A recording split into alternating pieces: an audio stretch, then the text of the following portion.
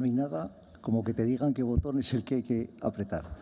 Bueno, pues si os parece, vamos a proseguir. Bueno, en primer lugar, desde el Colegio Oficial de Grados Sociales de Aragón, quería dar las gracias a la Asociación Empresarial de Asesores Laborales de Aragón y al presidente Miguel Ángel Poveda por la amable invitación que nos brinda para poder participar en estas jornadas.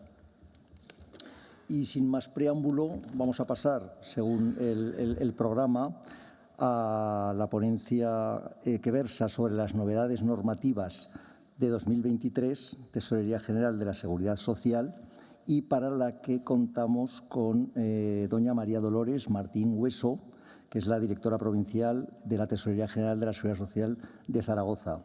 Creo que no es necesaria ninguna presentación y es ampliamente ya conocida por todos y va a dar alguna pincelada sobre normas que son de actualidad referentes a seguridad social de este año 2023 y el tema no estrella de la charla, sino el tema que a todos nos preocupa sobre algunas tareas, obligaciones, imposiciones, llamadle como queráis, de temas censales en relación a empresas, a compañías mercantiles, autónomos y, en fin, espero que pueda aclarar algo. Si hay tiempo, se puede hacer alguna pregunta, o más bien, ya le decía yo que más que preguntas habría quejas, pero en todo caso, cuando quieras, Lola. Gracias, Noé. Bueno, en primer lugar, buenos días a todos y muchas gracias por vuestra asistencia. Y quiero empezar dando las gracias a la asociación, a EAL, por invitarme a participar en estas jornadas, de las que generalmente suelo venir todos los años, pero la verdad es que hacía tiempo que no participaba como ponente. No sé si este es el mejor año para hacerlo, pero bueno, aquí estamos. Y hoy tampoco el mejor día. Porque, como decía Noé, parece que hay un cierto mar de fondo entre los profesionales, en concreto entre los autorizadores, por alguna de las obligaciones que por parte de la Tesorería General de la Seguridad Social se os están imponiendo. Bueno, eso lo voy a dejar para el final. No para evitarlo, sino porque, bueno, pues en el orden que vamos a exponer, me habían encargado que hablara sobre las novedades normativas en la materia de competencias de la Tesorería del año 2023, aunque la norma es anterior, y no voy a entrar a hablar de ello porque yo creo que es un tema que ya está suficientemente explicado por nuestra parte y bueno, ya es de general conocimiento. No hay que olvidar que este año 2023 ha entrado en vigor el nuevo sistema de cotización del régimen especial de trabajadores autónomos, con todo lo que eso ha supuesto. Y bueno, pues esa es la norma, una de las normas importantes que ha entrado en vigor este año. Luego se han producido, como todos los años, la orden de cotización.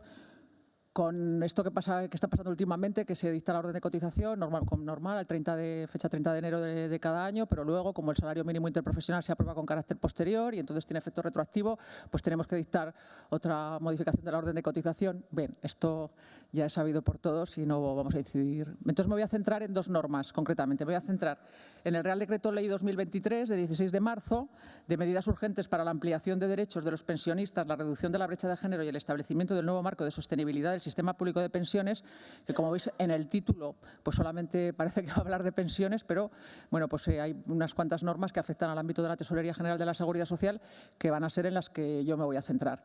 Y luego una norma que es del año 2022, pero que entró en vigor el 2 de enero de 2023 y es el origen de la obligación a la que hacía referencia antes Noé y a la que me referiré en el último momento, en la última parte de la exposición, que es el Real Decreto 504/2022 de 27 de junio, por el que se modifican el Reglamento General de Afiliación, de Inscripción y Afiliación de Empresas y Variaciones de Datos de Trabajadores y el Reglamento de Cotización y Liquidación de otros derechos de la Seguridad Social, que ya digo que es de 27 de junio del 22, pero que la entrada en vigor fue el 2 de enero del 23 y ahora es cuando está desarrollando sus efectos en la materia concretamente que luego expondré. También quería, si me daba tiempo, hacer una breve referencia a algunos aspectos que no son de normas, no son normativos, pero sí que tienen que ver con la organización de la tesorería y que, bueno, pues tienen también cierta repercusión en vuestra actividad. Estamos inmersos en un proceso de cambio en la tesorería en cuanto a la organización, ¿no? Y bueno, pues que va a tener una repercusión en cuanto que nos vamos a centrar fundamentalmente en la especialización por parte de los funcionarios en determinadas tareas, ¿no? Entonces, bueno, ya lo expondremos porque todavía no está del todo desarrollado, pero estamos en un proceso sobre todo tendente a la especialización de los funcionarios, teniendo en cuenta la dificultad que tiene la materia objeto de las competencias de la tesorería y sobre pues que se ha complicado en los últimos años de una manera pues como que de las que sois perfectamente conocedores, pues necesitamos funcionarios expertos en cada una de las materias, ¿no? Y luego también una cosa de la que también sois conocedores y a veces padecedores es que entendemos que al homogeneizar, al especializar a los funcionarios y tenerlos distribuidos por tareas específicas, pues también esto contribuirá a la homogeneización de la respuesta que damos por parte de, no solamente en la Dirección Provincial de Zaragoza, sino en todo el ámbito de la Tesorería General de la Seguridad Social, que es un aspecto que, bueno, pues a veces no se ha hecho de la manera más correcta, ¿no?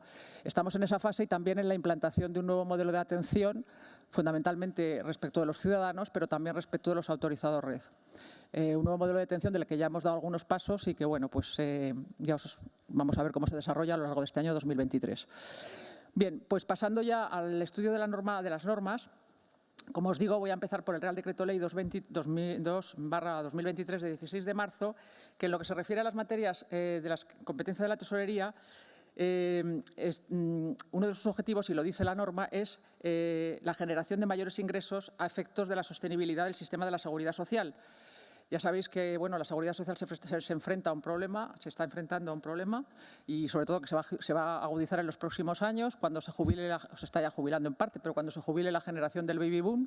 Y entonces, bueno, uno de los objetivos de esta norma es incrementar los recursos de la seguridad social a efectos de hacer frente a las obligaciones que se van a generar en los próximos años en cuanto a las prestaciones, precisamente, fundamentalmente por la jubilación de la generación del baby boom. Entonces, ¿cómo regula este Real Decreto Ley esta materia? Bueno, pues a través de varias actuaciones que se regulan en esta norma. Bueno, como ya sabéis, pero una de las cosas de esta norma es que tiene hasta 8 fechas distintas de entrada en vigor, ¿eh? Curiosamente, bueno, como es una norma macro que regula muchas cosas, pues tiene hasta 8 fechas distintas de entrada en vigor. No facilita mucho el legislador, ya sabéis que últimamente no facilita mucho la labor ni de los intérpretes ni de los aplicadores de las normas, ¿no? Como se ha dicho ya en esta sesión. Entonces, intenta conseguir estos mayores recursos a través de varias actuaciones.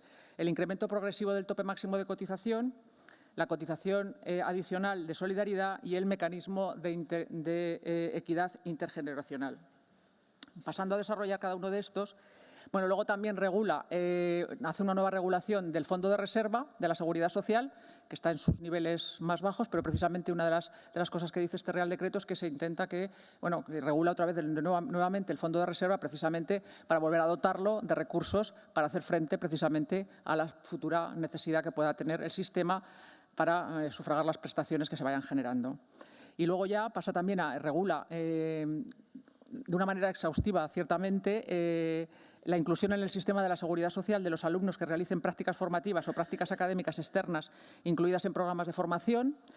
Y también luego hace regula de una manera algunas modificaciones específicas para determinados colectivos, por ejemplo, trabajadores autónomos, trabajadores incluidos en el régimen especial de trabajadores del mar, y los trabajadores contratados a tiempo parcial, artistas, etcétera. Y luego también al final regula determinados procedimientos para el ingreso de las diferencias de cotización en el sistema especial de empleados de hogar y para algunas otras materias. Bien, entonces, detallando un poco esto que vamos a empezar por lo que establece respecto del incremento progresivo del tope máximo de cotización.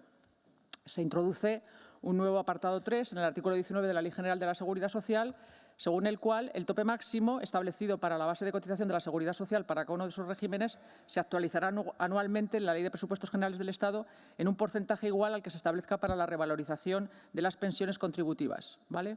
Pero luego esta norma se complementa con una disposición transitoria, la 38ª, que es la Ley General, que también se añade por este Real Decreto, que dice que desde el año 2024 hasta el 2050 las sucesivas leyes de presupuestos generales del Estado aprobadas para cada uno de sus periodos fijarán el tope máximo de la base de cotización de los distintos regímenes de la Seguridad Social conforme a lo establecido en el artículo 19, es decir, conforme al incremento que experimenten las pensiones contributivas. Pero dice que a este porcentaje se le sumará una cuantía fija anual de 1,2 puntos porcentuales. Es decir, que desde el año 2024, que es cuando esto va a entrar en vigor, hasta el 2050, el incremento del tope máximo de cotización será el correspondiente al porcentaje de revalorización de las pensiones contributivas más un 1,2 puntos porcentuales, ¿vale? También se establece que cada 5 años el Gobierno revisará el impacto de esta subida de acuerdo con los agentes sociales y en el marco del Pacto de Toledo, ¿vale? Bien, otra de las medidas que establece este Real Decreto a efectos de incrementar los recursos del sistema es la cotización adicional de solidaridad. Está de acuerdo con también este artículo, el 19 bis, que el importe dice, este artículo 19 bis dice, en la redacción que le da el Real Decreto Ley 223, dice que el importe de las retribuciones a las que se refiere el artículo 147, que supere el importe de la base máxima de cotización establecida en los regímenes del sistema de la Seguridad Social, quedará sujeto en toda liquidación de cuotas a una cotización adicional de solidaridad que variará en función de los rendimientos por trabajo por cuenta ajena sobre la base máxima de cotización establecida en los presupuestos generales del Estado. Entonces, sobre este exceso se establece una serie de tramos que van desde el 5,5% de la parte de retribución, que va entre el tope máximo y el exceso en un 10%, el 6% entre el 10% y el 50% y el 7% en lo que supere a este porcentaje. Pero también se establece una disposición transitoria que se va a empezar a aplicar en el año 2025, a partir del año 2025 va de manera progresiva. En el año 2025, que es el primero, van a ser el 0,92, el 1 y el 1,7. Esta distribución del tipo de cotización por solidaridad mantendrá la misma proporción que tiene la distribución del tipo de cotización por contingencias comunes y hay que decir que esta cotización no tiene repercusión en prestaciones y también que no se aplica en el régimen especial de trabajadores autónomos.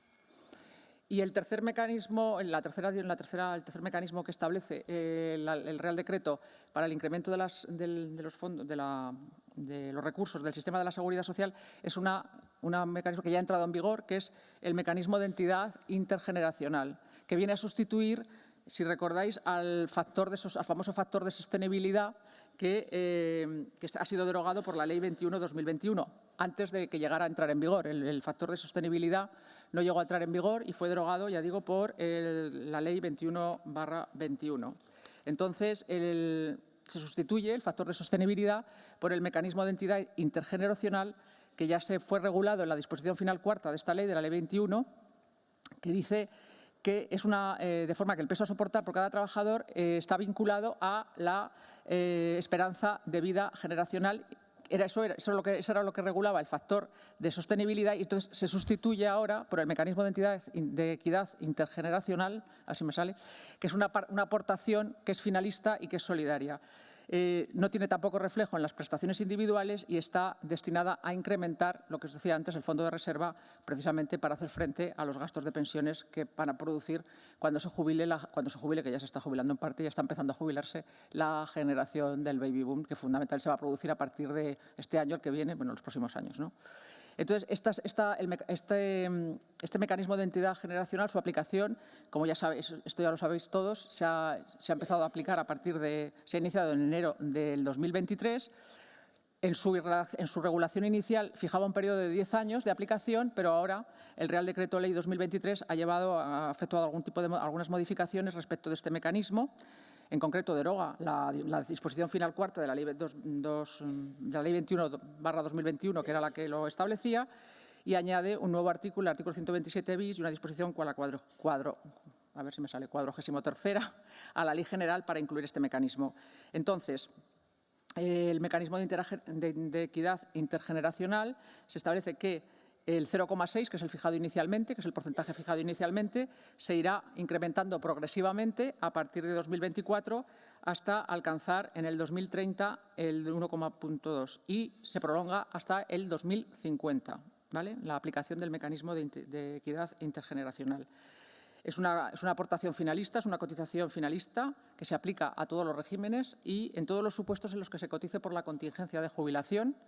No es computable a efectos de prestaciones. Tiene la finalidad, como os decía antes, de mantener el equilibrio entre las distintas generaciones y fortalecer el sistema de la seguridad social y su sostenibilidad. Va a nutrir el fondo de reserva de la seguridad social y se establece que no podrá ser objeto ni de bonificación, ni de reducción, ni de exención, ni de deducción alguna.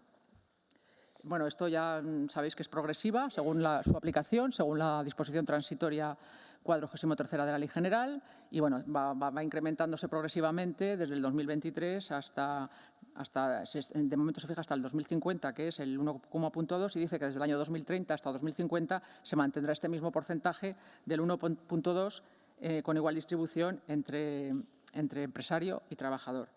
Y el artículo 127 prevé que en el caso de que se modifique la estructura de distribución de la cotización entre empresario y trabajador, pues por contingencias comunes, esta cotización se ajustará a esa previsión, a la nueva estructura que tenga la cotización. Estas son, digamos, las tres modificaciones fundamentales que establece el Real Decreto Ley, como os digo, a efectos de contribuir a la sostenibilidad del sistema y a llegar más recursos para que efectivamente se puedan hacer frente a las obligaciones que se van a producir, que ya se están produciendo y que se van a producir en los años posteriores, ¿vale? Otra de las modificaciones que establece este Real Decreto es la regulación del Fondo de Reserva de la Seguridad Social. No me voy a entretener mucho en ello, es una normativa que ha entrado en vigor ya el 1 de abril del 2023 y lo que viene a decir es que, como ya decía, que la Tesorería General de la Seguridad Social, ya sabéis que ya existe, hace algún pequeño cambio, se constituirá un Fondo de Reserva de la Seguridad Social con la finalidad de atender las necesidades financieras en materia de prestaciones contributivas del sistema de la Seguridad Social en la forma y condiciones previstos en esa ley. Entonces, a este fondo se van a dedicar fundamentalmente los excedentes de ingresos que financian las prestaciones de carácter contributivo y el excedente que resulte de dotar la reserva de estabilización de contingencias comunes de las mutuas colaboradoras de la Seguridad Social y el porcentaje del excedente que resulte de la gestión de las contingencias profesionales, y se añade a esto que ya se establecía con carácter previo los ingresos establecidos de la cotización finalista fijada en el apartado primero del artículo 127 bis, que es el mecanismo de equidad intergeneracional, que lo recaudado a través del MEI se destinará a nutrir el fondo de reserva. Bien, luego regula de manera, pues cómo es la dotación, el procedimiento para la dotación del fondo, la disposición de activos del fondo, que está en la norma y no voy a detenerme mucho en ello. Otra de las cuestiones que aborda el Real Decreto Ley en cuanto a las materias competencia de la Tesorería es la regulación de la inclusión en el sistema de la Seguridad Social de los alumnos que realicen prácticas formativas o prácticas académicas externas incluidas en programas de formación. Esta normativa va a entrar en vigor el 1 de octubre de 2023, este año en el 2023. Entonces, esta norma incorpora una disposición adicional, la 52ª, la Ley General, y la verdad es que regula la inclusión en el sistema de la Seguridad Social de los alumnos que realicen prácticas formativas o prácticas académicas externas incluidas en programas de formación. La disposición transitoria segunda de este Real Decreto establece la cotización el porcentaje que se establece es el 0,97, pero hay una disposición transitoria que establece que durante el periodo que entra en vigor entre el 1 de octubre y el 31 de diciembre de 2023 hay una reducción adicional de la cotización y el tipo es el 0,95. Bueno, entonces, ¿qué es lo que se establece en este Real Decreto? Pues se incluyen en el sistema de la Seguridad Social la realización de prácticas formativas en empresas, instituciones o entidades incluidas en programas de formación y la realización de prácticas académicas externas al amparo de la respectiva regulación legal y reglamentaria. La realización de estas prácticas determinará la inclusión en el sistema de la Seguridad Social de las personas que las realicen.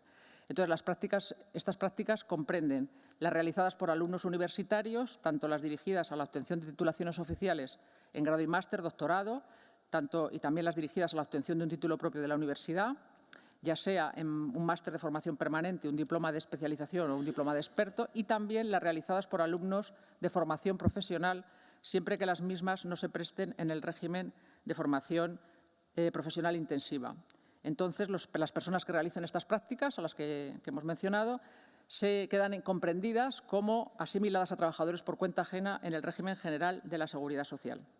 La acción protectora será la correspondiente al régimen de la Seguridad Social aplicable, con la exclusión de la protección, sí, porque también pueden estar incluidos en el régimen especial de trabajadores del mar. Aquellos que realicen la práctica o la formación se realice a bordo de embarcaciones, que como es un supuesto que aquí no parece que vaya a darse, pues, pero en fin, está previsto en la norma.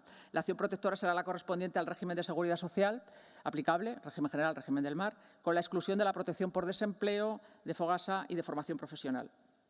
Y también, en el supuesto de las prácticas no remuneradas, se excluye la protección por prestación de incapacidad temporal derivada de contingencias comunes. Entonces, bueno, esto la verdad es que yo sé que está suscitando bastante preocupación la puesta en marcha de esta norma por parte, pues, de la universidad o de las organizaciones que se dedican a la formación.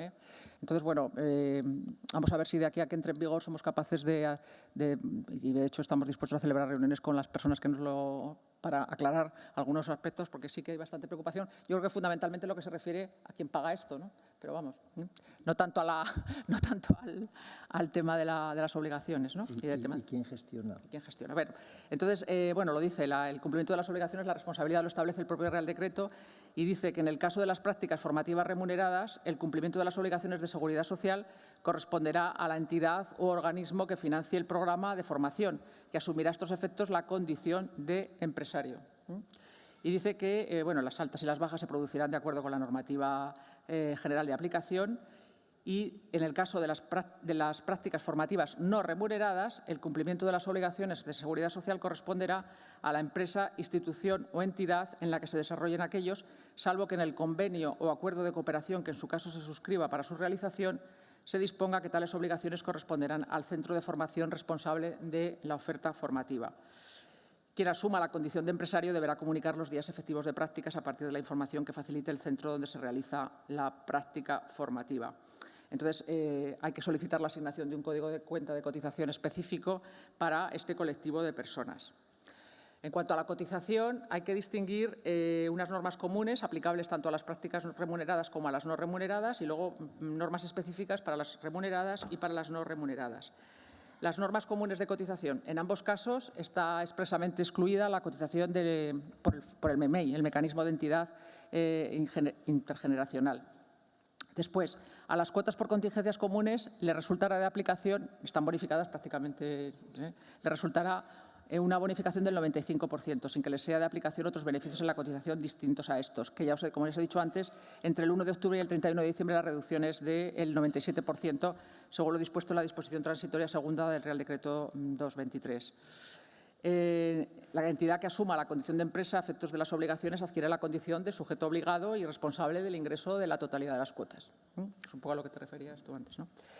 Y luego, normas particulares. Para el supuesto de prácticas remuneradas, pues la cotización se ajusta a la siguiente.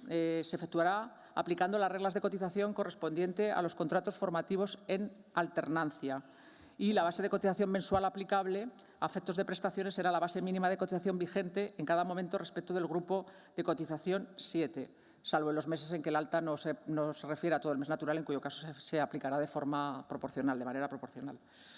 Y luego, las normas respecto a la cotización para el supuesto de prácticas formativas no remuneradas. En este caso, la cotización consiste en una cuota empresarial por cada día de prácticas formativas por contingencias comunes y por contingencias profesionales, con la exclusión de la cobertura de la incapacidad temporal derivada de contingencias comunes. Y esto se establecerá en cada una de las leyes generales de presupuestos generales del Estado, sin que pueda superarse la cuota máxima por contingencias comunes y profesionales que se determine en esta ley.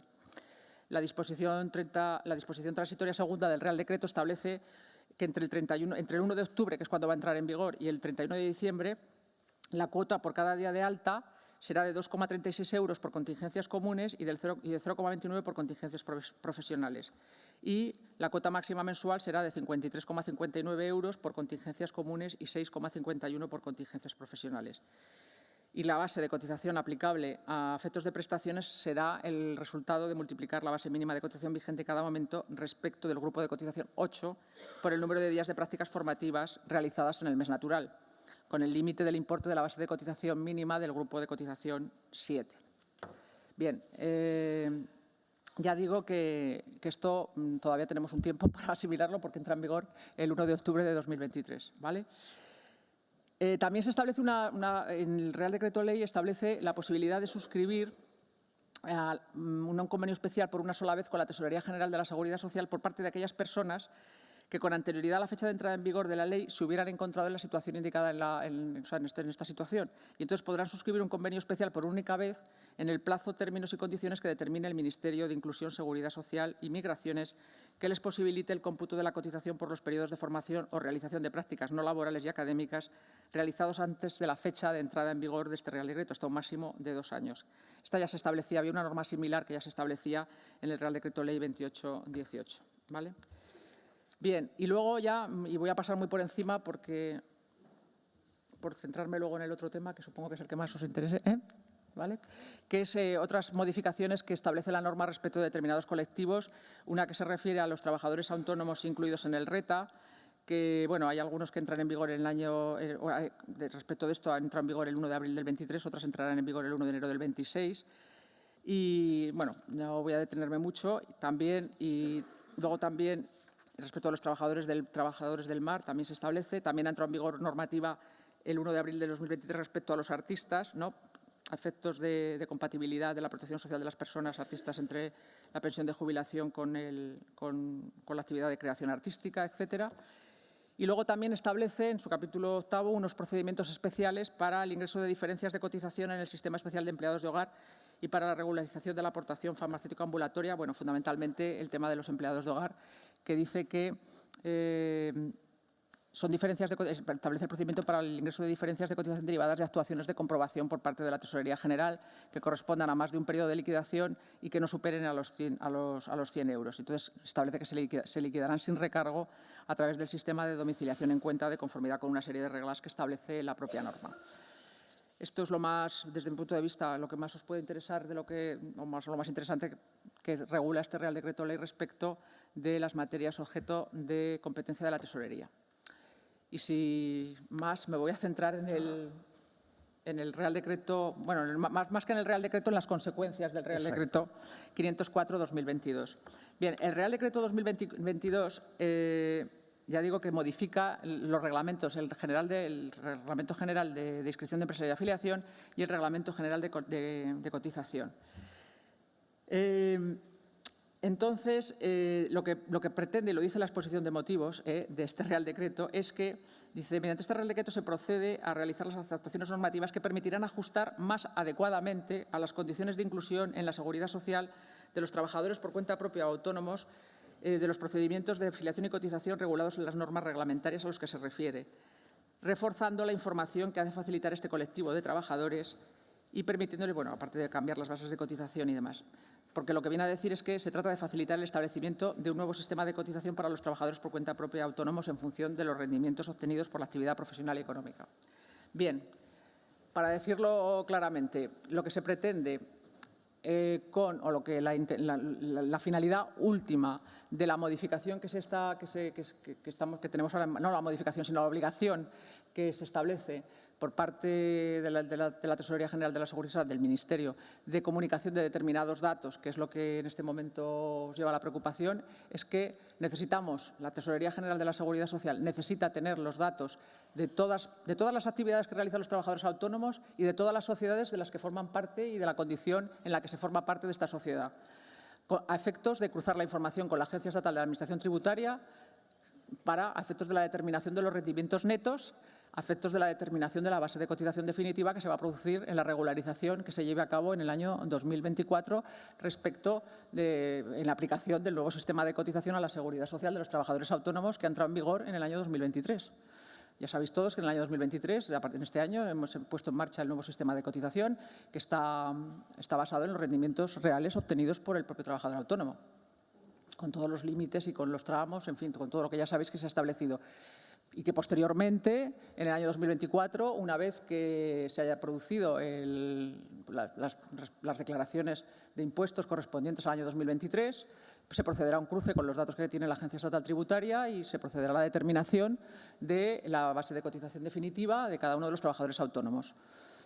Que podrá ser que, como consecuencia de esta regularización o de este cruce de datos, pues podrá ser que la cotización se quede como definitiva, la que ya se ha efectuado, porque está muy bien ajustada, cuando ya sabéis que se puede producir ajustes a los rendimientos que se prevén por parte del trabajador autónomo, y entonces puede ser que la base provisional se convierta en definitiva y no haya más que hacer, o puede ser que haya que proceder a una regularización por arriba o por abajo, es decir, que haya cantidades a devolver o cantidades a abonar por parte del trabajador autónomo en función de los ingresos reales, los rendimientos netos reales que se hayan declarado a la Agencia Estatal Tributaria. En este aspecto, como ya hemos dicho muchas veces en las distintas charlas que hemos dado con ocasión de la campaña de divulgación del sistema, del régimen especial, la Tesorería no va a aceptar los datos que le dé la Agencia Estatal Tributaria. No vamos a entrar a… Porque a veces se ha suscitado la duda por vuestra parte y por parte de los trabajadores autónomos de si este rendimiento sí, qué rendimientos se computan, cuáles no. Nosotros aceptaremos lo que nos diga la Agencia Estatal Tributaria. Los datos que nos dé, esos serán para nosotros. Pero sí necesitamos saber las actividades y las sociedades para comprobar que esos datos efectivamente están declarados y son correctos. En base a eso y con esa finalidad, pues es por la que hemos puesto en marcha para dar cumplimiento a lo establecido en este Real Decreto Ley 504/2022. Entonces, ya sabéis que en estos, bueno, los que os dedicáis a esto, que sois los que estáis aquí, digamos que los famosos boletines de Noticias Red son en los que vamos por el 7º, creo. Me parece que ayer se publicó, ayer o antes de ayer, se publicó el boletín de Noticias 7. Ayer, no sé si fue ayer o antes de ayer. Anteayer, ¿verdad? Anteayer. Pero bueno, en este aspecto que vamos a tratar ahora, los fundamentales son el 1, fundamentalmente el boletín de Noticias 1 de enero y también el 2, se regula un poco, pero bueno, fundamentalmente el boletín de Noticias 1 de 2023. Se anuncia la creación de esta base de datos y, bueno, y se detalla de una manera realmente exhaustiva bueno, los datos que hay que meter. Entonces, se llama base de datos de empresa y contiene datos de todas las empresas societarias que tengan trabajadores asociados, bien sea en el régimen general o en el régimen de autónomos. A cada sociedad se le asigna un número de empresa ante la Tesorería General de la Seguridad Social, que no es el código de cuenta de cotización. Este se llama NET, que ya lo conocéis. Es el número NET, número de empresa ante la Tesorería de la Seguridad Social. No es equivalente al código de cuenta de cotización porque el código de cuenta de cotización, para tener código de cuenta, bueno, se obtiene cuando se va a tener trabajadores en alta y si tiene varios CCCs la empresa, solo tiene un NET, pero tiene varios códigos de cuenta de cotización asociados a ese NET. ¿Vale? Hasta ahí.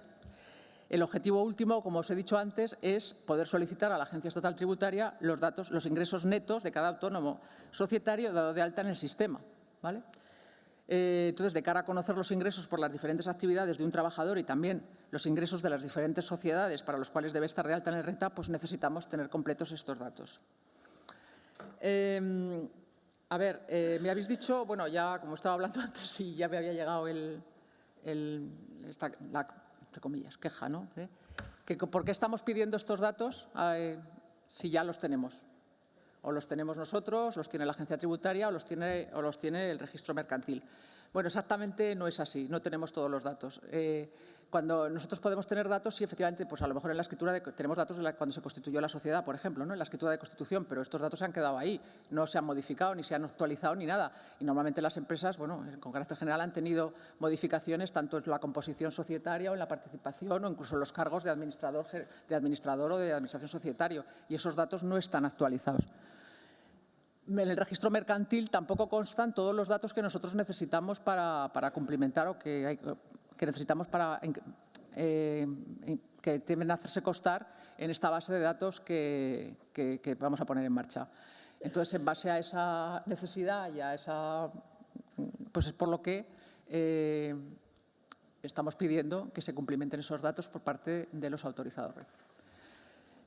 Discutible, bueno, pues sí, discutible como todo, motivo, pero así se ha establecido y así va a ser. Yo sé que, además hoy salen noticias en el periódico, ¿no?, del malestar que hay entre el colectivo, que puedo entender, o sea, que no es que pueda entender, es que de hecho entiendo, ¿no?, porque efectivamente pues, es una carga más a… Es que, perdón, sí, básicamente sí. El trabajo es enorme, es enorme. Es un trabajo que solamente nosotros los despachos conocemos. El cliente nuestro no lo conoce, ni lo sabe, ni lo quiere saber, ni mucho menos pagar. Eso por un lado. Y por otro lado está esa contrariedad enorme de haber ido durante años presentando documentos y documentos y documentos, pretendiendo tener las cosas bien, y de pronto te dicen, no, ahora me lo cuentas todo otra vez. Esa sensación es frustrante, sí. Y creo que la comparten los compañeros, ¿verdad? Sí. Motivo, por eso he dicho al principio que no sé si era el mejor día para venir aquí hoy a hablar de esto, pero bueno. Que no personalizo en la persona. Así me lo tomo. Así me lo tomo. Yo, al final, como todos sabéis, pues nosotros tenemos unas instrucciones y unas que nos llegan igual que a vosotros y que no tenemos más remedio. Pero en la medida de lo posible vamos a intentar facilitar, o estamos intentando facilitaros el trabajo. Bueno, entonces ya os hemos mandado un par de correos que habréis recibido los autorizados red recordándoos esta obligación. El plazo acaba el 31 de octubre, el plazo para tener cumplimentados estos datos acaba el 21 de octubre. pero nosotros pensamos que es mejor y, de hecho, no dejarlo para el final, porque luego viene el verano, luego tal, y entonces no dejarlo para el final, sino empezar a hacerlo en la medida que podáis, porque además podemos así solucionar las incidencias y quizá también facilitaros el trabajo. A nosotros nos han facilitado desde nuestros servicios centrales una relación de cada uno de los autorizados red con los autónomos que tienen asociados o que gestionan, que tenéis asignados. Pero es una información que viene referida a noviembre de 2022. Entonces ha podido pasar que en ese periodo tengáis nuevos o que algunos que teníais entonces no tengáis ahora. Eso es una opción. Entonces, claro, pues puede haber autónomos que ya no estén en esta autorización. Entonces, también, si queréis, si tenéis en esta relación que os hemos mandado, hay alguno de estos que ya no los tenéis vosotros en la autorización, nos podéis mandar un CASIA y decir, bueno, este autorizado ya no lo tengo. Entonces, nosotros nos dirigiremos a ellos para ver o averiguaremos si está en otro autorizado o ya en ninguno, para intentar que estos datos los pueda facilitar. Las instrucciones, ya digo, están bastante bien detalladas en el boletín de noticias red y luego hay también varios manuales que también os hemos enviado a través de correo electrónico. Hay otro problema añadido, perdón, se me olvidaba, y es que ocurre muchas veces que la implementación de esta norma informáticamente no está ni lleva la misma velocidad que hay varios problemas, si te importa, termino. Hay varios problemas. A ver, todavía no se ha puesto operativo, claro, a veces la tesorería, y esto nos pasa y lo sufrimos también, ¿no? A lo mejor no es el caso concreto no sé si, pero que por parte del legislador se dictan normas que entran en vigor el mismo día o al día siguiente de su publicación en el Boletín Oficial del Estado, que requieren una adaptación de los sistemas informáticos y de los sistemas de las bases de datos de la tesorería, que muchas veces no se pueden implantar al mismo día, implementar, que se dice ahora, no, al día siguiente ni el mismo día. Entonces requieren un proceso pues que a veces no somos capaces de asumir, o que la gerencia de informática de la tesorería, los centros de desarrollo que tienen tanto la tesorería como es un problema que compartimos con el INS, no se pueden asumir de la noche a la mañana, ¿no? Entonces, claro, como decimos nosotros siempre, decimos los funcionarios, el papel lo aguanta todo, ¿no? Y entonces tú en un papel es muy fácil decir a partir de mañana no sé qué, pero luego tengo que modificar a lo mejor un montón de programas informáticos y de bases de datos que están relacionadas. Y eso pues no se hace de la noche a la mañana, ¿no? Entonces, ¿qué ha pasado? Pues, por ejemplo, en este caso, que no se ha puesto todavía operativo el servicio de alta de empresas para generar el NET. Entonces, si la empresa, la sociedad no tiene NET, y ahora os digo cuándo tiene y cuándo no tiene, o sea, si la sociedad ha tenido en algún momento trabajadores en alta, pues sí que se le ha asignado automáticamente un NET, ¿vale? Y entonces ya, digamos, no tiene que hacer este paso previo del NET, ya se puede, y eso lo podéis consultar y lo podéis ver. Pero si la sociedad no ha tenido trabajadores en alta o no tiene trabajadores en alta a 10 de enero de 2023, que es cuando se ha hecho el cruce, pues no tiene, y lo primero que hay que hacer es precisamente obtener el NET. Esto no se puede hacer por el sistema red porque no está operativa la opción. Entonces esto lo tenéis que plantear por CASIA, Esto ya os lo hemos informado, que tenéis que solicitar a través de CASIA, ¿vale? Y luego, además, aparte de los datos de la sociedad, es necesario que nos deis también los datos de los socios, lo que se llama de las personas vinculadas, ¿vale?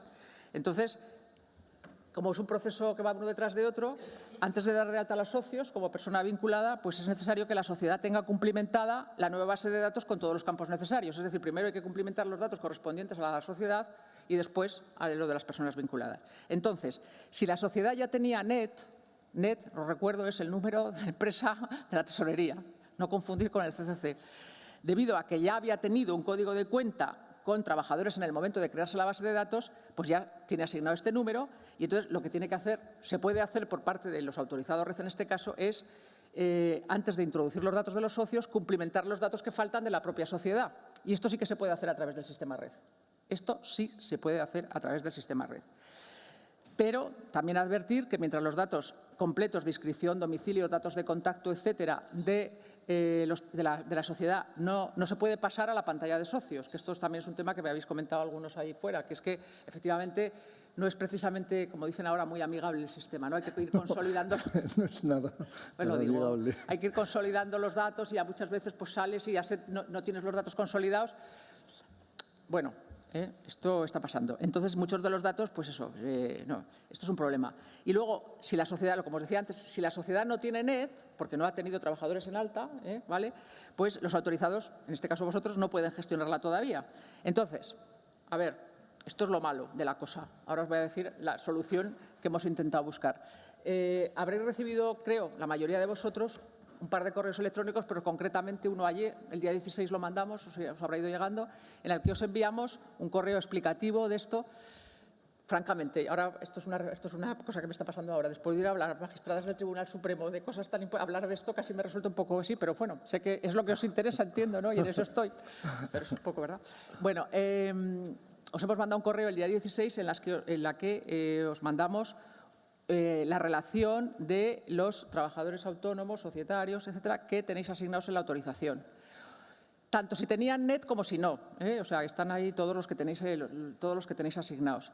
Y os hemos mandado también unas plantillas con un formulario que exigen, sí, muchos datos, sí, pero os ofrecemos la opción de que cumplimentéis estas plantillas, nos las hagáis llegar por Casia y seremos nosotros los que introduciremos los datos. Hombre, si los podéis introducir vosotros por el red, mejor, pero en el caso de que tengáis algún problema o que veis que es más fácil, pues os parece que es mejor así. Hay quien me ha dicho que sí y hay quien me ha dicho que no. Yo estaba hablando hace un rato fuera y había opiniones para todos los gustos. Si la sociedad no tiene NET, no tenéis opción de hacerlo por red, con lo cual habría que hacerlo por aquí. Pero si la sociedad tiene NET, lo podéis hacer por el red. Yo ahí os hemos mandado todos porque entendemos que bueno, pues es una manera de colaborar o de intentar que esta operativa os resulte lo menos complicada posible y lo suponga la mayor, no sé, aligerar un poco las cargas, que bueno, lo haremos nosotros, la introducción de datos. Bueno, pues sí que os pido, por favor, que bueno, en la medida de lo posible lo intentéis hacer lo más rápido que podáis, incluso antes del verano, porque esto nos va a servir a nosotros también para ver las incidencias, porque también lo hemos comentado antes, hay veces que nosotros mismos no somos conocedores de las incidencias con las que os encontráis a la hora de procesar esos datos, ¿no? Intentar solucionarlo de aquí al verano para que no se nos eche el tiempo encima, porque luego pues llega el verano, septiembre, el Pilar, no sé qué, se nos acaba el plazo, O sea que el plazo es 31 de octubre, también os lo digo. Entonces, bueno, nosotros en la medida de lo posible os pedimos que intentéis agilizarlo lo más posible. Y en ese sentido, pues os hemos mandado esta plantilla y esta opción de hacerlo de esta manera, que también es verdad que es farragoso, porque también el formulario tiene lo suyo, porque hay que meter un montón de datos pero bueno, es lo que hay. Y bueno, pues esto es un poco la explicación a esta nueva... Me imagino que habría muchas cuestiones, ¿verdad? Entonces, luego os hemos puesto también, que también es una cuestión muy de trámite, pero os lo digo, os hemos puesto en el correo cómo tenéis que hacer también para facilitar la remisión del formulario a través del Casia, la ruta que hay que seguir, que también sé que es otra queja que tenéis, no solamente respecto a esto, sino respecto a todo lo demás, en cuanto a la relación que tenéis o a la manera de comunicación que tenéis con la Tesorería General de la Seguridad Social, que fundamentalmente en este momento se realiza a través de Casia. Claro. Estamos intentando, la verdad, y bueno, ya sabéis por los problemas que estamos pasando las entidades gestoras y, bueno, en este caso Servicio Común, que es la Tesorería, y aquí está mi compañera del INS, los problemas que hemos tenido, que vamos, estamos ahora... Nos están intentando paliar, pero de funcionarios y de personal. También creo que, bueno, esto no es momento de llorarnos unos a otros, pero lo estamos pasando, ¿no? Entonces, el Casia, digamos, es el instrumento fundamental de relación entre los autorizados red y la Tesorería General de la Seguridad Social. Sé que a veces no es fácil categorizar los casos de la manera, y más ahora que lo hemos complicado un poquito en cuanto a que tenéis que introducir una serie de parámetros para que el caso esté bien categorizado. La razón de esto, de por qué lo pedimos así, bueno, pues como os he dicho antes, estamos inmersos en un proceso de reorganización de nuestra actividad y de nuestros funcionarios. Entonces, la categorización del caso de una determinada manera conlleva que ese caso vaya a parar a una unidad concreta que está especializada en la resolución de la materia a la que se refiere el caso. Entonces, el que esté categorizado bien es fundamental porque va a parar a la unidad que lo va a gestionar. Y si no, pues tenemos que entrar en un proceso de bucle de devolver y demás, ¿no? Entonces, eso es importante. Esa es la razón fundamental, ¿no? Y también que a nosotros nos sirve para el reparto de las cargas de trabajo. Luego hay otra cosa. Estamos también en un proceso, o vamos a iniciar un proceso también que vamos a asumir autorizado red incluso de otras provincias, porque lo que pretende la Tesorería es un reparto de las tareas. De momento nosotros estamos atendiendo a los autorizados red de Zaragoza y los autorizados red de Zaragoza en principio serán de Zaragoza siempre, pero podemos asumir, o puede que nos atribuyan autorizados red. De hecho, a otras provincias ya les han encomendado autorizado red de Madrid, fundamentalmente, que es la provincia que tiene más. Entonces, el que los casos, como se ha establecido un procedimiento automático de distribución, es importante. Yo también recalco siempre que, a pesar de que vosotros preferís a lo mejor otro tipo de atención, más directa, más personal, más por teléfono, más no sé, el CASIA al final es una garantía también para vosotros.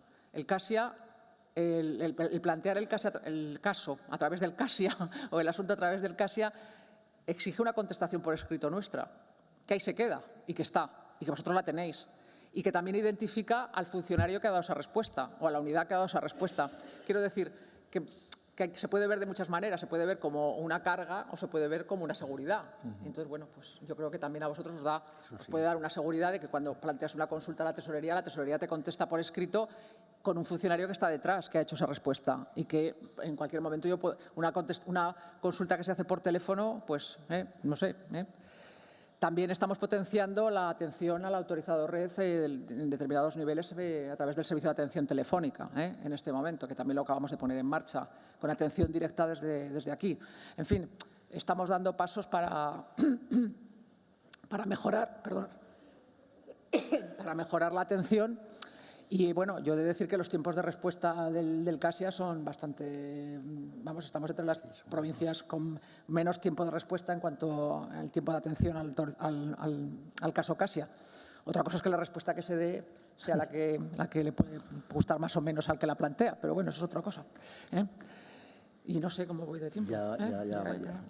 Bueno, pues no sé si el tema, yo sé que el tema este de la base de datos de empresa es un tema que os preocupa, y simplemente deciros que lo hemos comentado también antes, que tanto al colegio como a la asociación yo les he ofrecido la posibilidad de celebrar. Y le hemos aceptado. Sí, de celebrar cualquier tipo de reunión o de formación en el momento. Será interesante, ahora que estamos empezando a andar ya y todas las dificultades que tenemos, ¿verdad?, de alguna forma sacarlas a colación y poder facilitar en la medida de lo posible la carga ya digo, de y bueno, aparte de la queja al ministro, que me parece que ya está mandada. Sí, también, esa sí está mandada, pero el ministro ya tiene lo suyo con todas las cosas que tiene, que en fin. Pero sí, yo sé que ella tiene la queja. También la tengo yo, pero bueno, a nivel provincial, pero bueno, que en realidad al final pues son instrucciones que a todos nos vienen dadas, a mí por una parte y a vosotros por otra, ¿no? Lo único que yo puedo hacer en este sentido es intentar explicarlo, intentar clarificarlo, intentar ayudar, intentar poner los medios a nuestro nivel, lo que podamos, para intentar facilitar el trabajo y poco más. Pues muchísimas gracias por tu ponencia y por tu atención. Gracias.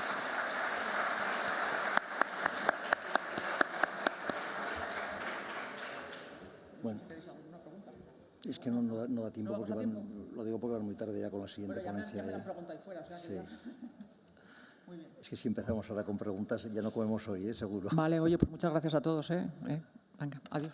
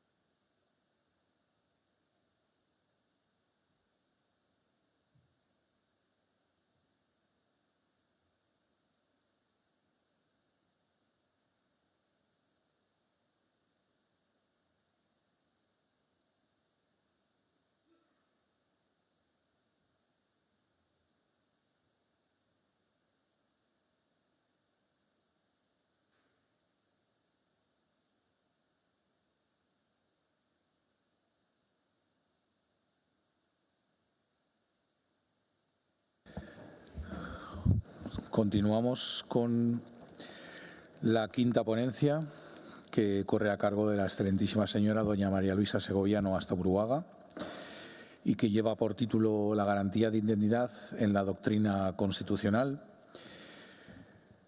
Ingresa en la carrera judicial en el año 87, la carrera judicial sí, en el año que proviene de Secretaría de Magistratura de Trabajo. Presidenta de la Sala de lo Social del Tribunal Superior de Justicia de Castilla y León en 2 periodos, del 97 al 2002, en la sede de Burgos y de Valladolid. El 27 de diciembre del 2022 fue elegida por acuerdo unánime del Consejo General del Poder Judicial magistrada del Tribunal Constitucional, pero previamente fue la primera mujer en presidir la Sala de lo Social del Tribunal Supremo, donde permaneció hasta octubre de 2022, que pasó a la jubilación, aunque creo que no te han dejado disfrutarla mucho. Ha ejercido la docencia y, entre muchas distinciones, pues tiene la gran Cruz de Honor a la Orden de San Raimundo de Peñafort en el año 2015. Y sin más, agradeciéndote, por supuestísimo, tu presencia, tienes la palabra, María Luisa. Pues muchísimas gracias por la presentación, que ya sé que has hecho un esfuerzo para sintetizar todo lo que llevabas preparado, porque, bueno, estamos un poquito ya pasados de hora. Pues muy buenos días, casi muy buenas tardes a todos y a todas. Mi agradecimiento a la Asociación Empresarial de Asesores Laborales por haberme invitado una vez más a participar en estas ya 19ª jornadas laborales, siempre muy interesantes, siempre con mucha participación del público y mucha intervención. El tema que se me ha asignado ha sido el tema de la garantía de indemnidad. La garantía de indemnidad suena muy bien y luego vamos a ver lo que es, ¿no? Porque en la práctica yo creo que también es algo bastante importante. La garantía de indemnidad deriva o se encuentra comprendida en el artículo 24 de la Constitución. El artículo 24 de la Constitución lo que nos dice es que todas las personas tienen el derecho a obtener la tutela de jueces y tribunales en el ejercicio de sus derechos e intereses legítimos sin que pueda producirse indefensión. ¿Qué sucede? Que de nada valdría el que pudiéramos acudir a los tribunales, el que nos dieran o no nos dieran la razón, pero nosotros ya la hemos pedido, que eso es lo importante, poderla pedir y que te contesten, si luego ante esta acción que realiza la persona que se cree asistida de un derecho, el empresario o el empleador reacciona con una represalia frente al que reclama. Ya desde los años 90, el Tribunal Constitucional estableció que del ejercicio de una acción judicial o de los actos previos o preparatorios no puede seguirse una consecuencia desfavorable para aquel que ha reclamado. Esta garantía de indemnidad no es algo exclusivo de nuestro ordenamiento. Vamos a ver un poco cómo en el ámbito internacional y en el ámbito de la Unión Europea también aparece contemplada de forma expresa. Y así, remontándonos, nos vamos a la OIT, a la Organización Internacional de Trabajo, que ya tiene un convenio, el 158, desde el año 1983, que España ratificó en 1985. Este convenio, el número seguro que les suena, el 158, porque es el que se refiere a los despidos y extinciones de contrato. Y uno de los elementos que maneja es que no constituirá una causa válida, una causa justa de extinción de contrato de trabajo, el que una persona presente una queja frente a la empresa o participe en un procedimiento de reclamación por incumplimientos legales o reglamentarios de la empresa o en una reclamación administrativa. O sea que ya el hecho de que se haya reclamado frente a la empresa o al empleador no es una justa causa para que te despidan. La Unión Europea, mediante sus directivas, lo que hace es dar indicaciones a los Estados de cómo tienen que regular determinadas materias. En el ámbito laboral, las directivas importantes son directivas sobre igualdad. Tenemos 3 directivas.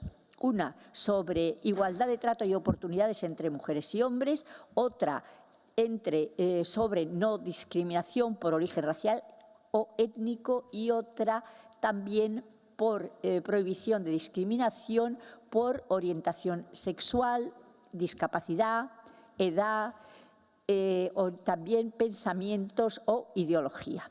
En las tres prácticamente viene a decir lo mismo y como es muy tarde no voy a repetir el artículo que tiene cada una. Con uno que diga yo creo que ya nos hacemos idea de lo que dice.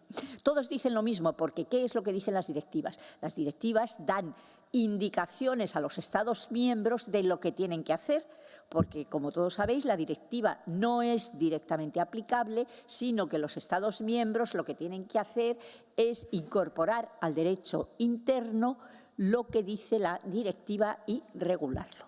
Por eso, estas tres directivas sobre prohibición de discriminación e igualdad lo que nos dicen es que, en todo caso, no cabe que por presentar una queja o una reclamación frente al empleador, frente al empresario, en solicitud de no discriminación por razón de sexo, la que regula la igualdad de trato y oportunidades entre mujeres y hombres, por razón de origen racial o étnico, la que regula no discriminación por este origen, o por razón de ideología, identidad sexual, edad, discapacidad, la que regula esta materia, pues el hecho de que se presente una reclamación frente a la empresa o una queja o una acción judicial es discriminatorio cuando ello acarrea un perjuicio, el despido o cualquier otro perjuicio para la persona que reclama. Entonces, esto nos dicen las normas internas internacionales y europeas. En el derecho interno hemos hecho caso a las directivas, sí. A veces nos riñen porque dice que no las hemos traspuesto debidamente, pero sí que hemos incorporado el contenido de las directivas. Primero tenemos, como ya he dicho, la Constitución. El artículo 24, el derecho a la tutela judicial efectiva en su vertiente de garantía de indemnidad.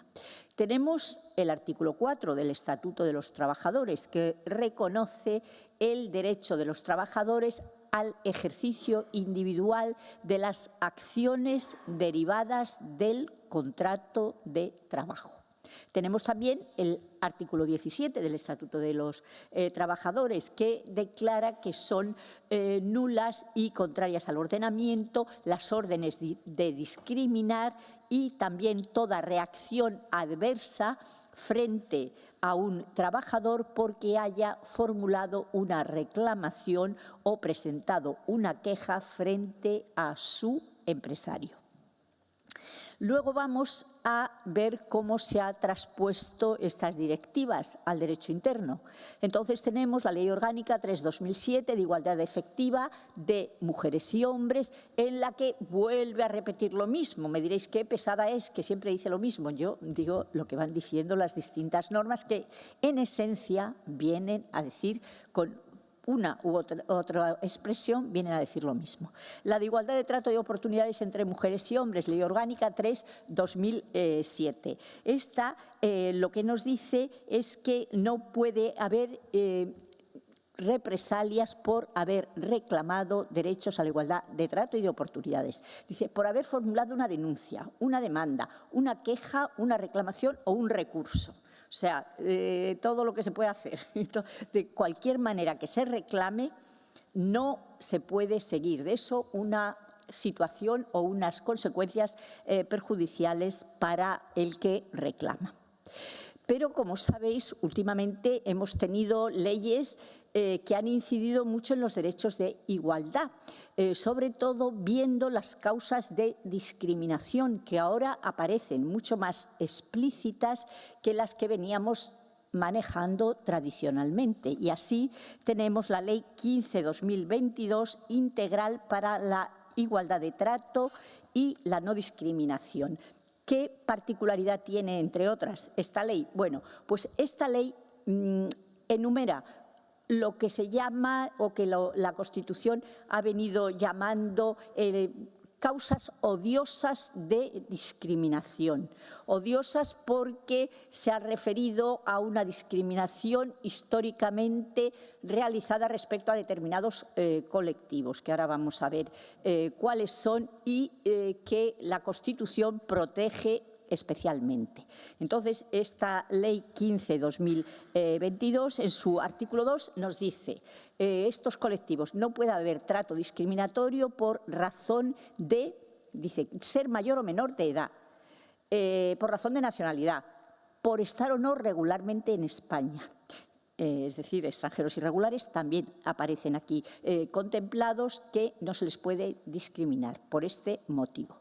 Y luego ya vienen todos los factores, por nacimiento, origen racial o étnico, religión, convicciones, edad, discapacidad, sexo, orientación sexual, identidad sexual, expresión de género, enfermedad, situación de salud, situación serológica, lengua, situación socioeconómica y cualquier otra circunstancia personal o social. Estos son los factores que se consideran discriminatorios y especialmente protegidos por la Constitución. Y aquí esta Ley 15/2022 tiene un artículo, el 6, que se llama represalias. Y lo que nos dice es que cuando hay una reclamación, una demanda, una queja, en solicitud o exigencia de la aplicación de igualdad de trato y no discriminación por cualquiera de estos motivos tantísimos que he enumerado, pues se está incurriendo en discriminación. Y esto tiene que ser debidamente reparado, como luego vamos a ver. Pero es que todavía tenemos otra ley. Que esta ley además ya es de 2023, que es la Ley 2/2023 de los informantes. Parece que en inglés la palabra con la que se conoce esta ley es la ley de los chivatos. Ya sabéis que son personas que están dentro de la empresa, tienen conocimiento de lo que allí pasa e informan de infracciones que se haya podido cometer en ese ámbito laboral. Y lo que hace esta ley es protegerles frente a represalias que el empleador pueda seguir contra estas personas. La característica, en lo que ahora nos interesa, es que esta ley contempla expresamente dentro de su ámbito de aplicación a los trabajadores por cuenta ajena. Y dice que no pueden ser objeto por haber hecho una manifestación o revelado una infracción cometida por la empresa, no pueden ser objeto ni de represalias, ni de amenazas de represalias, ni de tentativas de represalias. Y luego enumera en qué pueden consistir las represalias. Entonces, claro, las represalias pueden consistir en todo lo que nos podamos imaginar en relación con un contrato de trabajo. Pueden consistir en un despido, en una suspensión de contratos, en una extinción de contratos, modificación sustancial de condiciones de trabajo, no renovación de un contrato temporal cuando era posible, terminación anticipada de un contrato temporal, no transformación de contratos temporales en contratos indefinidos, no facilitación de informes de una determinada persona, elaboración de listas negras, no promoción de la persona, no formación de la persona, acoso laboral y cualquier otro perjuicio que esta persona pueda seguir. Bueno, ¿qué es lo que hace el ordenamiento? El ordenamiento protege de dos maneras frente a las represalias. Digamos, una manera que es facilitar al que entiende que ha sido objeto de una represalia, facilitarle que pueda acreditar que su empresa le ha tratado desfavorablemente como venganza, como represalia, como reacción frente a su demanda.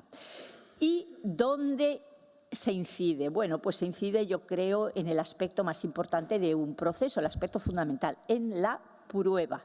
Entonces, todo lo que tenemos de regulación del proceso de derechos fundamentales incide y contempla de forma especial la prueba. Y así tenemos el artículo 96.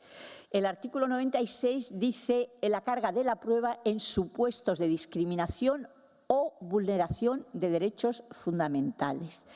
Y lo que nos dice es que en aquellos procesos en que de las alegaciones de la parte demandante se desprendan indicios fundados de discriminación o de vulneración de un derecho fundamental, corresponderá a la parte demandada la acreditación de una causa justificada, objetiva, debidamente probada de las medidas adoptadas y de su proporcionalidad.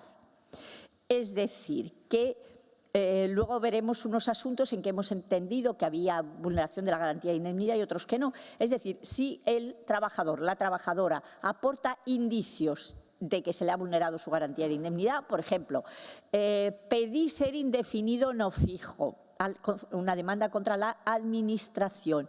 Y una vez que la Administración recibió la demanda, a los 15 días me mandó una carta diciendo que se extinguía mi contrato. Pues hombre, aquí parece que está muy próxima, sin que hubiera ninguna circunstancia especial, aquí parece que está muy próxima una cuestión a la otra, ¿no? Luego, en estos casos hay indicios de que ha habido vulneración de la garantía de indemnidad y corresponderá al empleador, en este caso a la Administración, acreditar la causa por la que ha procedido al despido de esa persona y que la causa que alega es cierta y proporcional al daño a lo que supone la extinción del contrato. Todas las otras normas, todas las otras leyes que ya hemos enumerado, contienen artículos muy parecidos, en las que lo que se dice es que una vez que hay indicios, hay que aportar indicios, no solo alegar, no es que me ha discriminado, no, ¿por qué? ¿Qué hechos aportas que puedan ser indiciarios de una vulneración de la garantía de indemnidad? Una vez que se aportan estos indicios, corresponde al empleador acreditar por qué ha observado esa conducta, por qué le ha despedido, cuáles son las causas, por qué le ha modificado las condiciones de trabajo, por qué le ha suprimido un plus, y ver si las causas que alega el empleador son causas justificadas. No, es verdad, le ha suprimido el plus porque era nocturno y esta persona ya no hace el trabajo nocturno, por ejemplo, ¿no? Y lo acredita. Bueno, pues sí, coincide con que había reclamado otra cosa. Bueno, coincide, pero no hay vulneración de la garantía de indemnidad. Y aparte de facilitar la prueba con este sistema de que una vez que hay indicios, la otra parte tiene que acreditar por qué ha realizado esa conducta, hay otra cuestión y es la protección mediante indemnizaciones.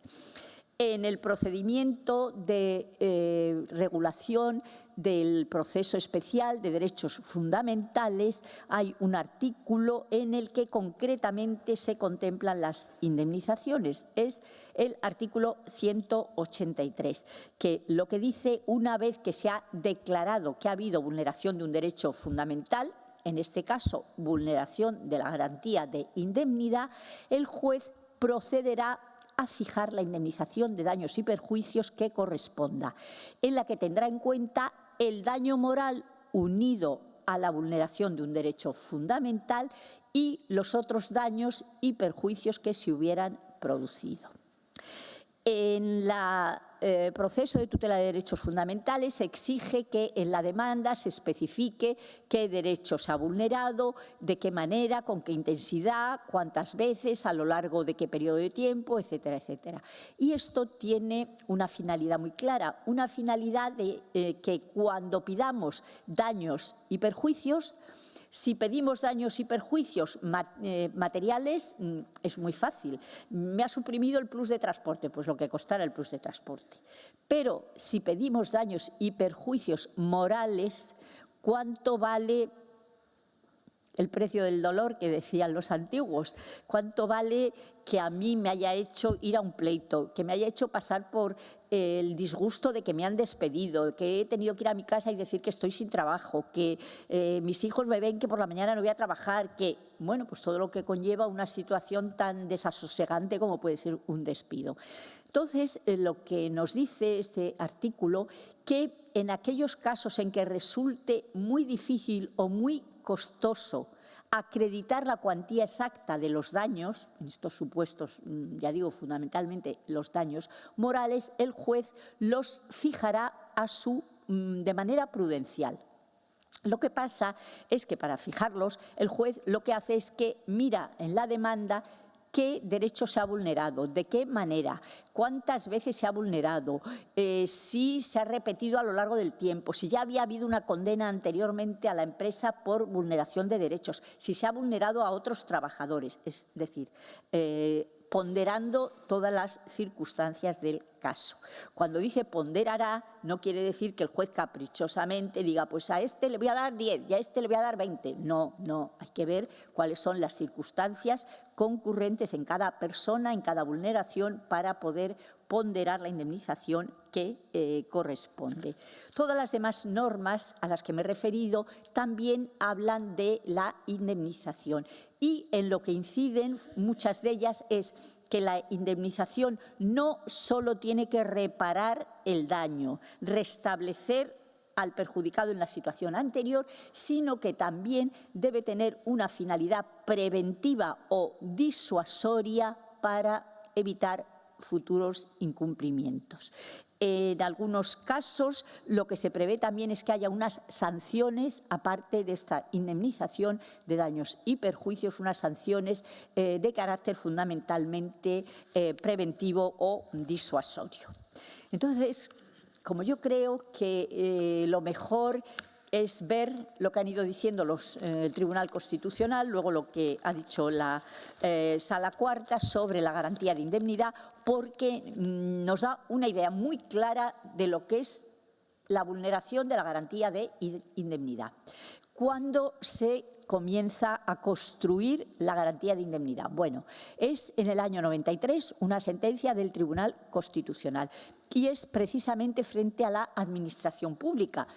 La Administración Pública tiene muchas condenas porque, bueno, la Administración Pública tiene muchos trabajadores, claro. Entonces, un cálculo de porcentaje, pues bueno, pues también se la condena. Aquí era una persona que trabajaba para el Ministerio de Educación y Ciencia como periodista haciendo una revista y la tenían con un contrato temporal y en un momento determinado reclama ser indefinida y su jefe la dice, no vuelvas por aquí. No vuelvas por aquí, una persona que reclama, no vuelvas por aquí. Bueno, ella se marcha y lo que hace es presentar una demanda por despido. En la instancia y en el TSJ el despido se declara improcedente y entonces ella hace una alegación muy razonada, dice, vamos a ver, el despido improcedente supone que si la empresa quiere, en este caso la administración, me indemniza y yo pierdo el trabajo. Yo no he hecho nada malo, yo no he incumplido, no hay una causa objetiva para extinguir el contrato, yo simplemente he entendido que tenía derecho a ser indefinida. Con lo cual, lo que pido es que se me restablezca la totalidad de mi derecho, es decir, que se declare el despido nulo para que me readmitan. Y aquí el Tribunal Constitucional, sin hablar de garantía de indemnidad, lo que sí que habla es de restablecer el derecho y declara la nulidad del despido. Un poquito después hay otra sentencia en la que habla ya de la garantía de indemnidad. Y este es un asunto muy curioso, porque aquí no hubo ninguna reclamación judicial del trabajador.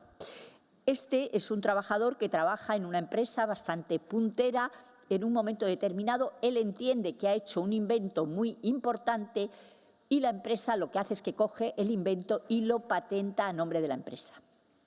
El trabajador va a ver a su abogado y su abogado le manda 2 cartas a la empresa diciendo que ha venido su cliente y en nombre de su cliente les pone que hay esta cuestión, que entiende que su cliente como inventor, aunque sea dentro de la empresa, tiene derecho a una parte de los beneficios de la patente, etcétera, etcétera, que se tienen que poner de acuerdo, le manda 2 cartas. Y la empresa despide al trabajador. Entonces, lo que se discute aquí, el que haya mandado una carta el abogado, porque era dos cartas, es ya suficiente para entender que se ha vulnerado la garantía de indemnidad al que luego le despidan. Bueno, pues se dice que sí, que los actos previos o preparatorios de una futura demanda, de una futura reclamación, también dan lugar a la protección si eso desencadena un efecto desfavorable para el trabajador por parte del empresario. Aquí, en este otro que tenemos, es un trabajador que es del comité de empresa. Es del comité de empresa y, como buen miembro del comité, reclama mucho, claro, está en el comité y reclama. La empresa ya está un poco harta de él. Y acaba siendo liberado sindical, no tiene que trabajar.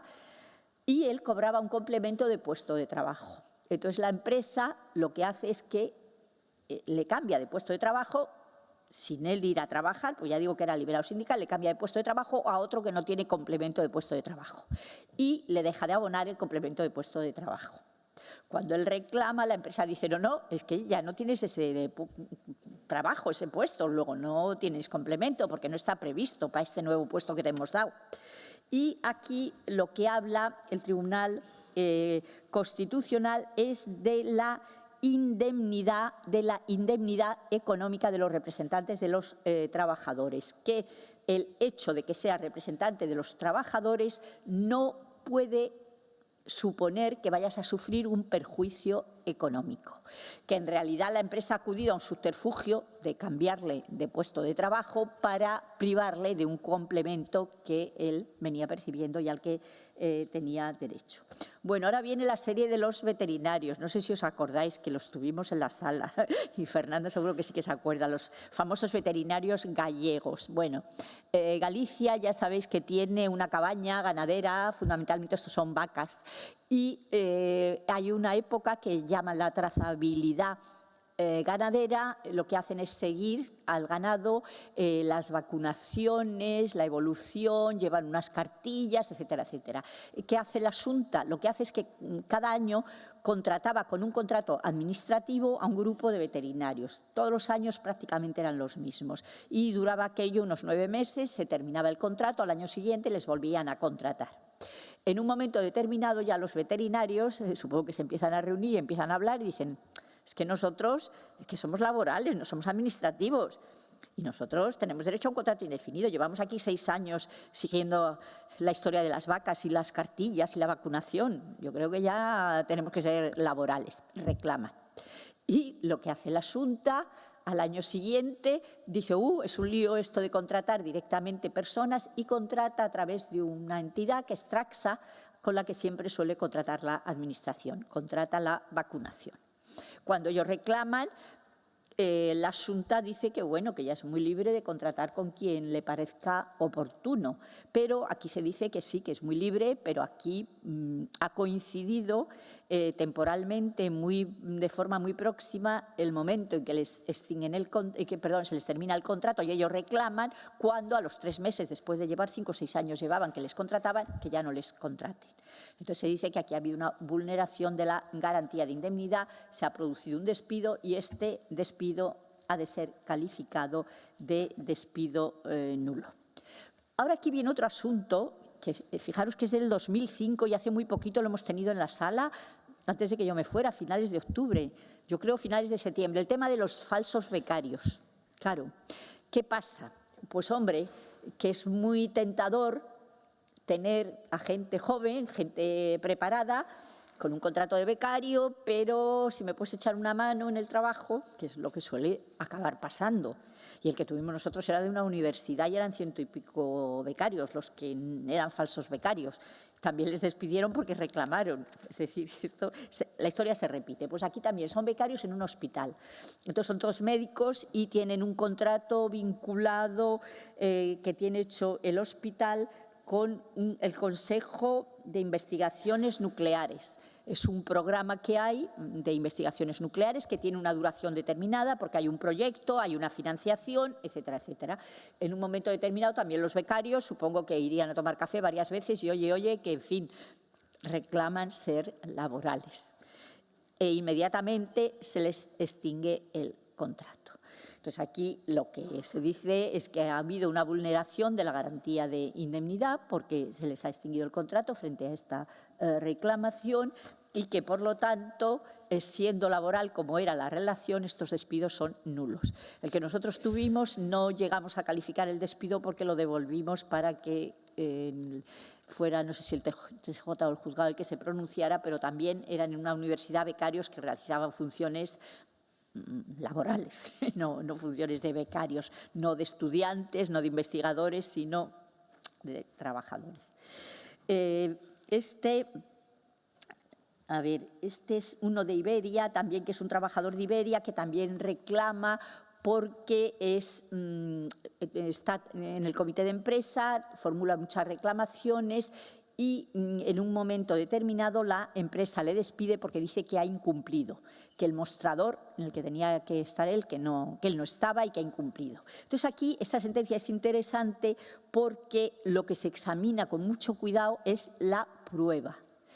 Se dice, para que la empresa destruya esa presunción que hay de vulneración de la garantía de indemnidad, porque hay indicios, este hombre reclamó y a los pocos días le despiden. Entonces, para que la empresa pueda destruir esta presunción de laboralidad, tiene que suceder bien, primero, que acredite las causas alegadas para el despido, que son causas justas, son causas proporcionadas, ciertas. Si las acredita, no hay vulneración de la garantía de indemnidad. Si resulta que este señor era un cara dura y nunca estaba en el mostrador y no atendía al personal, pues ha incumplido y está bien despedido.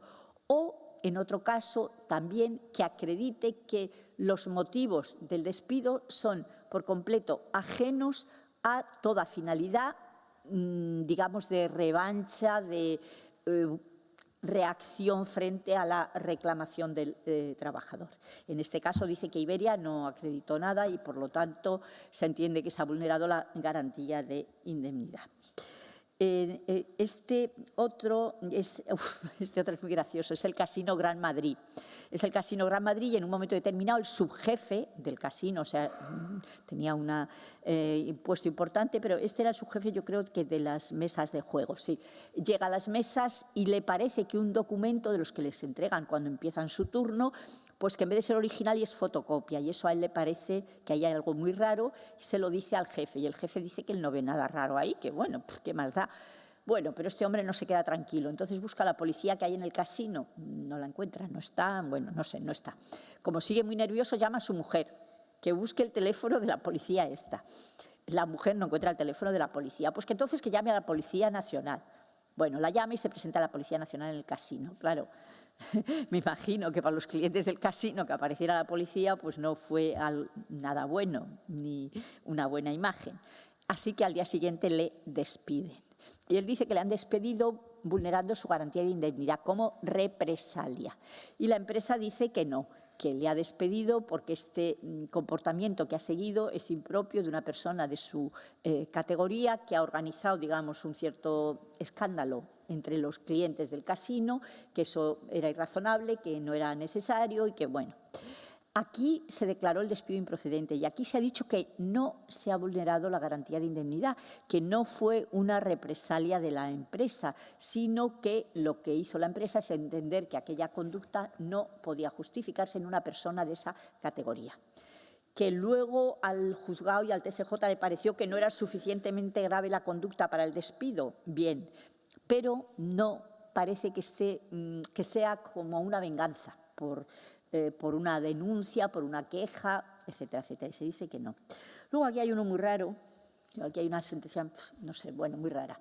Este es una persona que va como testigo a un juicio de un compañero y testifica a favor del compañero al que habían sancionado. La empresa, que es una empresa buena, es Peugeot, me parece, le despide porque dice que no ha dicho la verdad en el juicio, el testigo, que ha mentido y que eso es deslealtad a la empresa. Entonces, aquí hay un lío en la sentencia, no sé yo, dice que no se ha vulnerado la garantía de indemnidad porque la garantía de indemnidad no alcanza a los testigos. Tenemos que tener en cuenta que esta sentencia es de 1998, porque ahora con toda la regulación que hay sí que alcanza no solo a la persona que realiza una denuncia, sino también que participa en un procedimiento, es decir, ahora ya es más amplio el concepto de que los sujetos que pueden estar afectados por la garantía de indemnidad. El caso es que aquí dice la sentencia que no, que el derecho a difundir información veraz no se ha visto vulnerado porque él ha podido declarar y que no hay vulneración de la garantía de indemnidad. Bueno. Luego aquí hay otra que es un poco complicada, que su doctrina la hemos aplicado alguna vez en asuntos en concreto en un asunto del País y de Presprin, el lío de empresa principal, empresas contratistas y subcontratistas. Esta es una empresa de limpieza y tiene a varios trabajadores. Y esta empresa está contratada por una empresa principal que se llama Samoa. En un momento determinado, los trabajadores de la empresa de limpieza denuncian a la inspección que entre la empresa Samoa y su empresa hay cesión ilegal.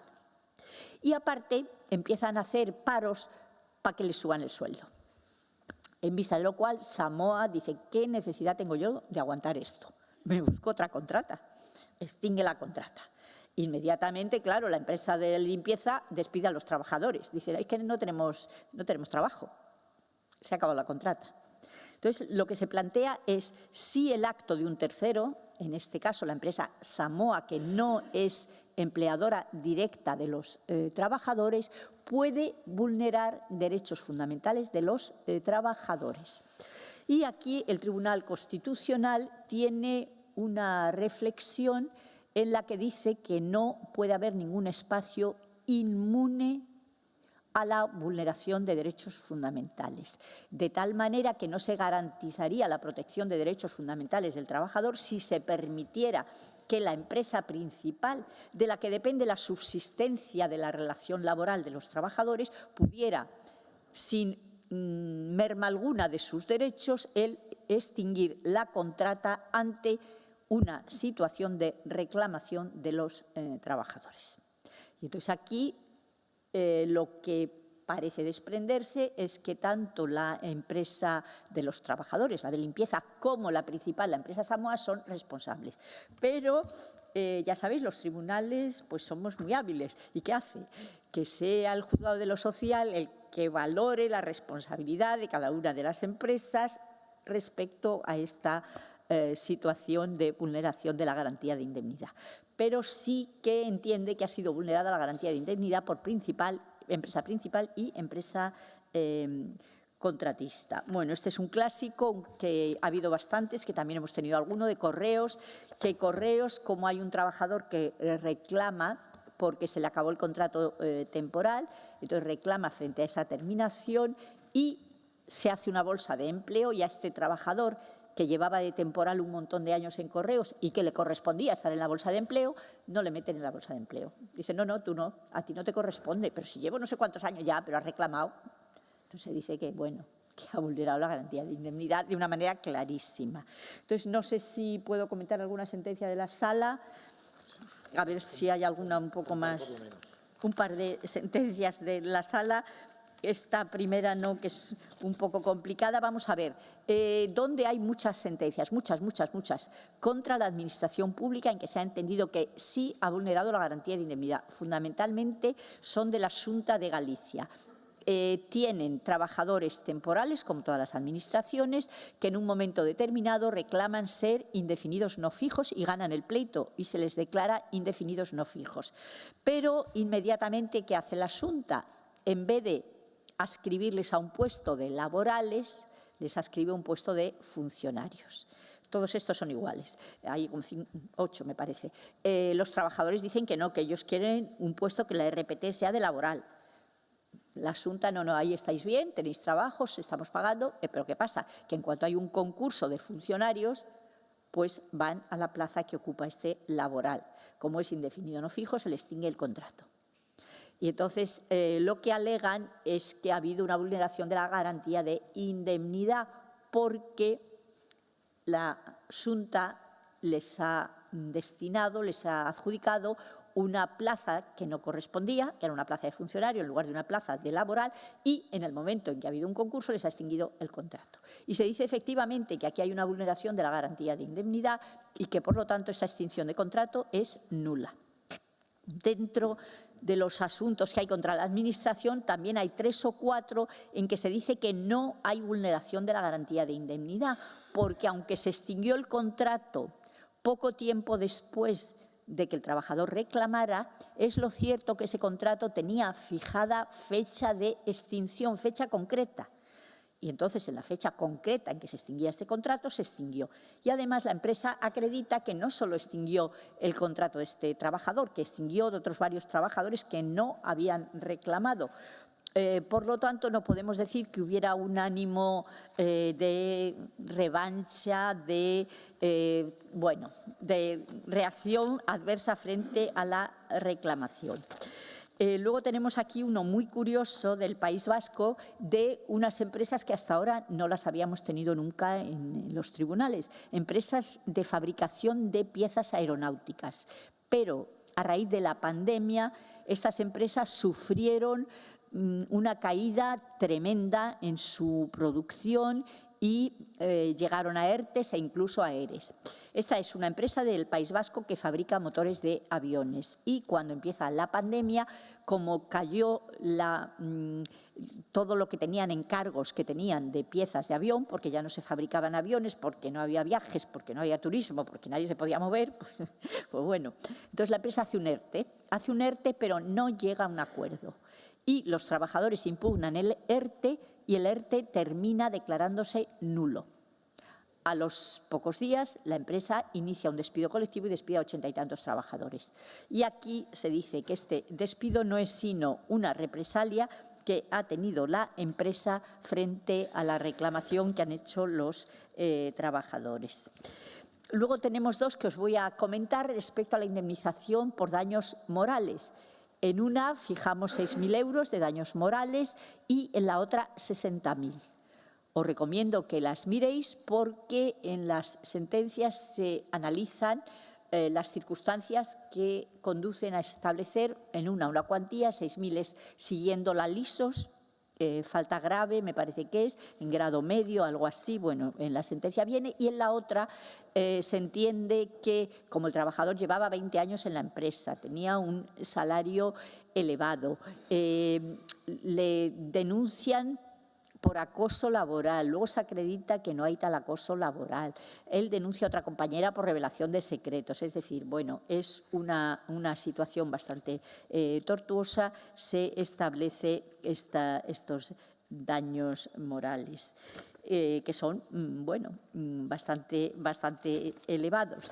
Y luego hay otras que esas, bueno, son peculiares porque en un momento determinado disminuye el número de trabajadores de una empresa. Entonces, los representantes de los trabajadores automáticamente el número de horas sindicales que tienen, como está fijado en función del número de trabajadores de la empresa, se reducen. Y entonces plantean que hay una vulneración de la garantía de indemnidad porque se les ha reducido el número de horas. Y lo que se dice es que no se ha vulnerado la garantía de indemnidad, sino que simplemente la norma se ha aplicado en sus estrictos términos y que conlleva que se reduzca el número de horas que les corresponde. Y por mi parte, visto lo avanzado de la hora, les agradezco la atención y ya, bueno, no vamos a sufrir daños por lo avanzado de la hora. Muchas gracias. Gracias a ti, María Luisa. No sé si hay alguna cuestión rápida o en la misma rapidez que ella y la diferencia que ha tenido con nosotros la tenéis vosotros, aunque claro, es un lujo los ponentes y a veces cuesta no. Muy bien. Pues reanudamos a las 5 de la tarde. Gracias.